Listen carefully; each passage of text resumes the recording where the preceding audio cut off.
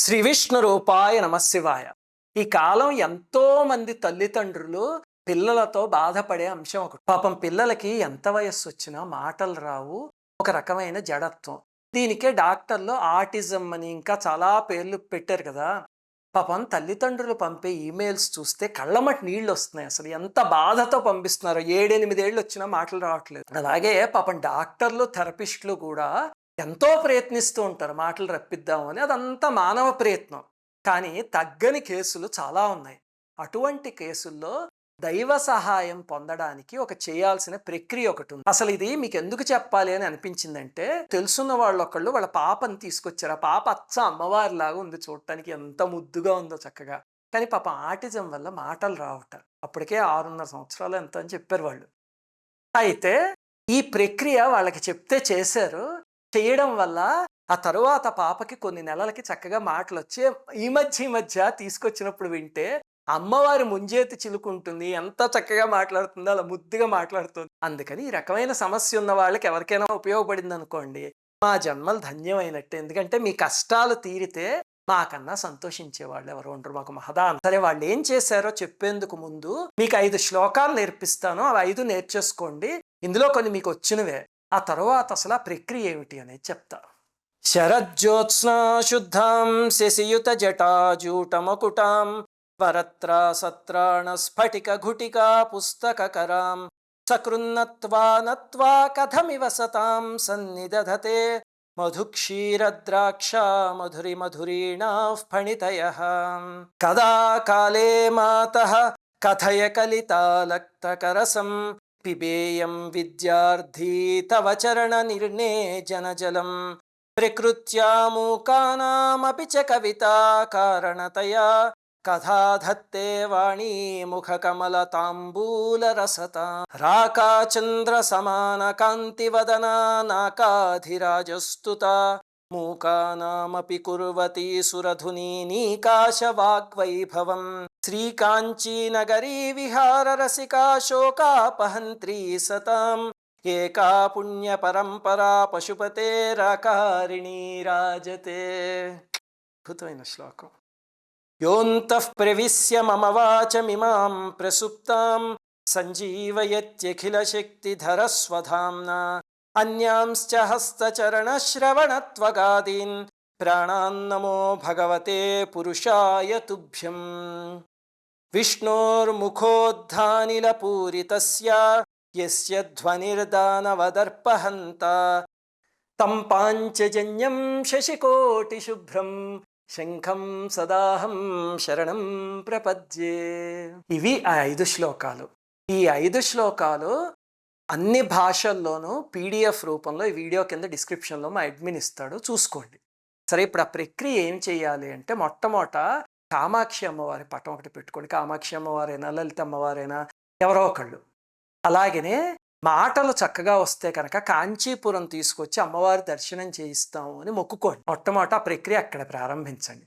ఆ తర్వాత ఏం చేస్తారంటే, ఒక చిన్న అమ్మవారి మూర్తి తెచ్చుకోండి. చిన్నది అంటే అంగుష్ట మాత్రం, బ్రొటనవేలంత మాత్రమే ఉండాలి, అంతకన్నా పెద్ద వద్దు. తెచ్చుకుని పూజలో పెట్టుకోండి. రాజరాజేశ్వరి అమ్మవారి విగ్రహం, లలిత అమ్మవారి విగ్రహం, లేకపోతే సరస్వతీదేవి విగ్రహం ఏదో ఒకటి తెచ్చుకుని పెట్టుకోండి. ఏం చేస్తారంటే, ఒక పంచపాత్రలో కొంచెం జలం తీసుకోండి. రోజు ఈ విగ్రహాన్ని తీసుకువెళ్ళి ఆ పళ్ళెంలో పెట్టండి. పాదాలకి కుంకుమ పెట్టండి ఆ మూర్తికి. పెట్టిన తర్వాత మీ పిల్లవాడో పిల్లో ఈ మాటలు రాని వాళ్ళు ఉంటారు కదా, వాళ్ళ పక్కన కూర్చోబెట్టుకుని, నాన్న నేను ఈ శ్లోకాలు చదువుతూ ఉంటా, నువ్వు వింటూ ఈ ఉద్ధరణితో అలా జలం తీసుకుని అభిషేకం చేస్తూ ఉండ మూర్తికి అని చెప్పండి. అలా వాళ్ళ చేత చేయించండి. చేస్తూ మీరు పక్కన ఈ శ్లోకాలన్నీ చదవండి. ప్రతిరోజు వాళ్ళ పక్కన కూర్చోబెట్టుకుని, స్నానం అయ్యాక కూర్చోబెట్టి చేయించండి. ఆ అభిషేకం అంతా అయిపోయిన తర్వాత మీకు 5 శ్లోకాలు అయిపోతాయి కదా. అప్పుడు ఏం చేస్తారంటే, ఆ నీళ్లు ఒక పాత్రలోకి తీసుకోండి. ఎర్రటి నీళ్ళు వస్తాయి కదా, కుంకుమ పెట్టారు కదా, అంటే విపరీతంగా కుంకుమ పోసేయకండి, జస్ట్ బొట్లు పెడితే సరిపోతుంది. ఆ నీళ్ళు ఒక పాత్రలోకి వస్తాయి కదా, అది ఆ పిల్లల చేత తీర్థంలాగా తాగించి వాళ్ళని పక్కన కూర్చోబెట్టుకుని రోజు మీరు చదువుతూ ఉంటే తర్వాత వాళ్ళు చిన్న చిన్నవి తొక్కు పలుకులతో చదువుతారు. మంచిది, అలాగే చదవనివ్వండి. ఆ తర్వాత కొంతకాలానికి మీరే గమనిస్తారు, వాళ్ళు శుభ్రంగా ఈ శ్లోకాలు చదవేయడం మొదలు పెడతారు. దాంతోపాటే వాళ్ళకి మాటలు కూడా వచ్చేస్తాయి. చాలా విచిత్రమైన శక్తి ఉన్న శ్లోకాలు. మాకే చదవడం రాదండి, ఏమి చెయ్యాలి మరి అంటే, ఇదిగో ఇప్పుడు నేను చదివిన ఆడియో అదొక్కటే కట్ చేసి శ్రీవాణి ఛానల్లో పెడతాము. అది పెట్టుకుని రోజు దాంతో పాటు పేపర్ చూసుకుంటూ మీరు చదువుతూ ఉండండి, వాళ్ళు చదువుతారు. ఇది చేయాల్సిన ప్రక్రియ. ఇప్పుడు మీకు ఈ ప్రక్రియ తెలిసిపోయింది కదా, ఈ వీడియో ఇక్కడ ఆపేస్తాను అంటే ఆపేయండి. లేదండి మాకు దీని అర్థాలు కూడా కావాలి అంటే అప్పుడు మిగతా వీడియో చూడండి. ఇందులో మొత్తం 5 శ్లోకాలు చెప్పాం కదా. అందులో మొట్టమొదటిది శరజ్యోత్స్నా శుద్ధాం అని ఉంది. అది సౌందర్య లహరిలో 15వ శ్లోకం. సర్వశుక్లా సరస్వతి అని సరస్వతీదేవి యొక్క స్వరూపం ఒకటి ఉంది, తెల్లగా ఉంది అమ్మవారు. ఆ అమ్మవారి మంత్రం లాంటి శ్లోకం ఇది. మంత్రాలు అయితే అందరం చేయలేం కదా, ఈ శ్లోకం అయితే ఎవరైనా చదువుకోవచ్చు. ఏం చెప్తున్నారండి ఇందులో అంటే, మొట్టమొదట అమ్మవారి రూపాన్ని వర్ణిస్తున్నారు. చక్కగా పున్నమి రోజు చంద్రుడు ఎలా ఉంటాడో అంత చక్కగా మెరిసిపోతున్నారట అమ్మవారు. అమ్మవారి శిరస్సు మీద జటాజూటం ఉండి దానికి చంద్రవంక ఉందిట మళ్ళీ. అలాగే అమ్మవారికి వరదహస్తము, అభయహస్తము, చేతిలో స్ఫటికమాల, పుస్తకము అవన్నీ ఉన్నాయట. అమ్మా, అటువంటి నిన్ను అర్చిస్తే తేనె లాంటి, పాల లాంటి, ద్రాక్ష లాంటి పలుకులు రాకుండా ఎలా ఉంటాయమ్మా, ఎందుకు రావమ్మా అని శంకరాచార్యులు వారు చెప్తున్నారు. చాలా శక్తివంతమైన స్తోత్రం. ఇంకా 2వ శ్లోకం కూడా సౌందర్యలహరిలోని 95-8వ శ్లోకం నాకు గుర్తున్నంత వరకు. అదేమిటంటే, కదాకాలే మాత కథయ కలితా లక్తకరసం పిబేయం విద్యార్థి అని ఉంది. అదేమిటంటే, అమ్మా నీ పాదాలకి లత్తుక రసం పెట్టుకుని ఉన్నావు కదా ఎర్రటిది, అటువంటి నీ పాదాలకి అభిషేకం చేసిన జలం ఎలాంటిది అనుకుంటున్నావమ్మా? సరస్వతీదేవి ముఖకమలం నుంచి వచ్చిన తాంబూల రసం లాంటిది. అంటే సరస్వతీదేవి తాంబూలం వేసుకుంటే ఆ నోట్లోంచి తాంబూల రసం వస్తే ఎలా ఉంటుందో అలాంటిదమ్మా నీ పాదాలకి అభిషేకం చేసిన ఎర్రటి జలము. అది తాగితే మూగవాళ్ళు కూడా కవిత్వం పలుకుతారమ్మా. ఆ జలాన్ని తాగే భాగ్యాన్ని నాకు ఎప్పుడు అనుగ్రహిస్తావమ్మా అని అడుగుతున్నారు. ఇదే 2వది. ఇంకా 3వది అద్భుతమైన శ్లోకం, నాకు ఎంత ఇష్టమో అది. రాకాచంద్ర సమాన కాంతి వదన. అది ఎక్కడదండి అంటే, మనకి కంచి కామకోటి పీఠం ఉంది కదా, ఆ పీఠ పరంపరలో 20వ పీఠాధిపతి ఉండేవారు, మహానుభావుడు. ఆయన్నే మూకశంకరులు అని పిలిచేవారు. ఇది ఎప్పుడో 437 ADE అప్పటి వరకు ఆయన పీఠాధిపతిగా ఉన్నారు. ఆయన పుట్టుకతోనే మూగవారు, అలాగే చెవులు కూడా వినిపించేవి కదా ఆయనకి. ఆయన కామాక్షిదేవి ఆలయంలో ఆడుకుంటూ ఉండేవారు. ఆ కుటుంబానికి అమ్మవారంటే విపరీతమైన భక్తి, అనన్య శరణాగతి.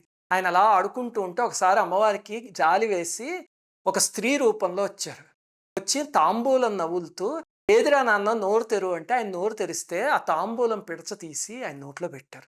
అంతే, ఆ క్షణం ఆయనకి కవిత్వం ప్రవాహంలో వచ్చేసి 500 అద్భుతమైన శ్లోకాలు చెప్పారు. ఒక్కొక్క శ్లోకం ఒక్కొక్క మంత్రం లాంటిది. అందులో ఒక ముఖ్యమైన శ్లోకం ఇది. ఇంతకీ రాకాచంద్ర సమాన కాంతి వదన నాకాది రాజస్తుత అంటే ఏమిటంటే, అమ్మా నీ ముఖం పున్నమి చంద్రబింబంలా ఉంది. మాటలు రాని వాళ్ళకు కూడా గంగా ప్రవాహం లాంటి వాక్కునివ్వగలవు తల్లి నువ్వు. అలాగే మంచి వాళ్ళకి దుఃఖాలని దూరం చేయగలవు నువ్వు.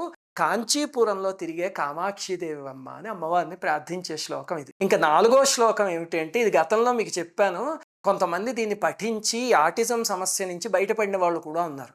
ఇది భాగవతంలో ధ్రువస్తుతి అని ఉంది. ధ్రువుడికి నారాయణుడు ప్రత్యక్షం అవుతాడు కదా, అప్పుడు ధ్రువుడు చిన్న బాబు, 5 ఏళ్ళు ఎంతను. అయితే నారాయణుడిని చూసి ఏం మాట్లాడాలో తెలియక మాట రాదు నోట్లోంచి. అప్పుడు స్వామి ఆ శంఖాన్ని తీసుకొచ్చి ఇక్కడ తాకించేసరికి నోటికి అప్పటికప్పుడు 12 శ్లోకాలు చెప్పాడు ధ్రువుడు. చాలా శక్తివంతమైనవి, మంత్రపూరితమైన శ్లోకాలు. దాన్నే ధ్రువస్తుతి అని పిలుస్తారు. అందులో మొట్టమొదటి శ్లోకం అన్నిటికన్నా ముఖ్యమైనది. ఆ శ్లోకాన్ని మీకు ఇక్కడ ఇచ్చింది. యోంతః ప్రవిశ్య మమవాచమిమాం ప్రసుప్తాం. నాకు ప్రాణం లాంటి శ్లోకం. ఈ బయట ఎక్కడ ప్రవచనం చెప్తుందో నేను ఈ శ్లోకం చెప్పే అప్పుడు మొదలు పెడతా ప్రవచనాన్ని. ఏమిటి ఇంతకీ దీని అర్థం ఏమిటి అంటే, స్వామి నా వాక్కు ఉంది కదా, నా నోట్లోంచి ఇప్పుడు వాక్కు వచ్చింది నువ్వు ఆ శంఖం తాకించాక. ఆ వాక్కు కానీ, లేకపోతే నా జ్ఞానేంద్రియాలు ఉన్నాయి, కన్ను, ముక్కు, చెవులు ఇలాంటివి కానీ, లేకపోతే నా కర్మేంద్రియాలు ఉన్నాయి, అవన్నీ ఎలా పనిచేస్తున్నాయి అనుకున్నావు? నా లోపలుండి వాటిని పని చేసేటట్లుగా చేయిస్తున్నది నువ్వే స్వామి. అటువంటి మహావిష్ణువుకి నమస్కారం అని చెప్పేది. చాలా శక్తివంతమైన స్తోత్రం అసలు. ఎందుకంటే ఇప్పుడు మాట రాలేదు అంటే అర్థం నోరు లేదని కాదు, చెవు వినిపించలేదంటే అర్థం చెవు లేదని కాదు. ఆ అవయవాలు అక్కడే ఉంటాయి, కానీ ఆ లోపల ఉన్న శక్తి పనిచేయదు. ఈ శ్లోకం చదువుతూ ఉంటే దానికి అధీనమైన దేవతా శక్తిని ట్రిగ్గర్ చేయగలిగే శక్తి శ్లోకానికి ఉంది. చాలా ముఖ్యమైన శ్లోకం. సరే, స్వామి శంఖాన్ని ఎందుకు తాకించాడు ధ్రువుడికి అంటే, స్వామి దగ్గరున్న శంఖము చక్రము అనేవి ఒకటి సౌండ్కి, ఒకటి లైట్కి ప్రతీక. ప్రకృతి మొత్తం సౌండ్ అండ్ లైట్ ప్రిన్సిపల్స్ మీద ఆధారపడి ఉంటుంది కదా, మనం ఫిజిక్స్లో చదువుకుంటాం. అవి ఊరికే ఆయుధాలు కాదు, ఆ ప్రకృతిలో ఉన్న ప్రిన్సిపల్స్కి ప్రతీక. ఈ శంఖం యొక్క శక్తి ఏమిటి అంటే, మన ఛానల్లో ఒక సోదరి కేవలం ఆ శంఖాన్ని ప్రార్థించి ప్రతిరోజు ఆటిజం ఉన్న అబ్బాయికి మాటలు తెప్పించింది. గతంలో నేను మీకు ఆ సోదరి ఇచ్చిన అనుభవం చెప్తూ ఒక వీడియో చేస్తాను సుశీల ఛానల్లో, ఏమిటయ్యాయి లీలా అని. కావాలంటే వీడియో లింకు ఈ కింద డిస్క్రిప్షన్లో ఇస్తాం, ఆ వీడియో చూడండి, అర్థమవుతుంది. ఆ సోదరి ఒక ఎక్స్పెరిమెంట్ చేసింది చెప్పాలంటే. ఆ శ్లోకమే శంఖాన్ని వర్ణించే 5వ శ్లోకం. విష్ణోర్ముఖోద్ధానిల పూరితస్య యస్య ధ్వనిర్దానవ దర్పహంత అని. ఇంతకీ ఆ శ్లోకంలో ఏం చెప్తున్నారంటే, స్వామివారి చేతిలో పాంచజన్యం అనే శంఖం ఉంది కదా, 1,000,000 మంది చంద్రులు ఎలా ఉంటారో అంత తెల్లటి కాంతిక శంఖాంది. అలాగనే మహావిష్ణువు పూరిస్తే ఆ శబ్దానికే రాక్షసులు చచ్చిపోతారట. అటువంటి స్వామి శంఖాన్ని శరణ వేడుతున్నాను అని ఆ శ్లోకంలో చెప్పి. ఇవి చదవడానికి నియమాలు ఏమిటండి? ఒకే నియమం గుర్తుపెట్టుకోండి. ఆయన శ్లోకంలో మూకకవి అన్నారు కదా, శ్రీకాంచీ నగరీ విహార రసిక శోకాపహంత్రి సతాం అని. సతాం అంటే సత్పురుషుల యొక్క శోకాన్ని దూరం చేసే తల్లి. అమ్మవారి కారుణ్యం మన మీద పడాలి అంటే మొట్టమొదట మనది సత్ప్రవర్తన ఉండాలి. అది లేకుండా ఎన్ని స్తోత్రాలు చేసినా పనిచేయవు, గుర్తుపెట్టుకోండి. ప్రవర్తన మారకపోతే ఏ స్తోత్రాలు పనిచేయవు. మరి ఏమిటండి మనం పాటించాల్సిన నియమాలు అంటే, మొట్టమొదటిది శ్లోకాలు చేసేవాళ్ళు వీళ్ళ మీద వాళ్ళ మీద నోరు పాడేసుకోవడం, నానా మాటలు అనడం మానేయండి. ఇంకా రెండవది ఏమిటంటే, పితృదేవతల పట్ల తప్పు ఎప్పుడు చేయకుండా. చేస్తే పిల్లల దగ్గరికి వచ్చి కొడుతుంది. అందుకని మీరు పితృదేవతలకి తద్దినాలు పెట్టడం కానీ ఇవన్నీ, ఏమండి మా మామగారు నన్ను సరిగ్గా చూసుకోలేదండి, నేను ఎందుకు తద్దినం పెట్టాలి అని అడిగే కోడలు తయారయ్యారు ఈ కాలం. అమ్మ, వాళ్ళు సరిగ్గా చూసినా చూసుకోకపోయినా వాళ్ళు వెళ్ళిపోయారు కదా, మీరు పెట్టేవి ఇప్పుడు వాళ్ళకి చేర, వాళ్ళు ఎప్పుడో ఇంకో జన్మ ఎత్తేసి ఉంటారు. పితృదేవతలు అని ఉంటారు, వసు రుద్ర ఆదిత్యులు అని, వాళ్ళకి చేరతాయి అవి. అందుకని పెట్టి తీరాలి ఎవరైనా సరే, అది ఎగ్గొట్టడానికి కుదరదు. ఇంకా మూడవది, బ్రతికున్న అత్తమామలు ఉంటారు, వాళ్ళని దూరం చేసుకోకండి. అత్తమామలు అంటే భార్య తల్లిదండ్రులైనా కావచ్చు, భర్త తల్లిదండ్రులైనా కావచ్చు, వాళ్ళని మాత్రం దూరం చేసుకోకండి ఎప్పుడు. ఈ పైన చెప్పిన నియమాలు పాటిస్తూ ఈ శ్లోకాలు చేయండి, తప్పకుండా సత్ఫలితాలు ఉంటాయి. శ్రీమాత్రే నమః. అందరికీ నమస్కారం. మన ఆధ్యాత్మిక వీడియోల్ని 3 ఛానల్స్గా విభజించాం. 3 ఛానల్స్కి సబ్స్క్రైబ్ చేసుకొని పక్కనే ఉన్న బెల్ ఐకాన్ని క్లిక్ చేయండి.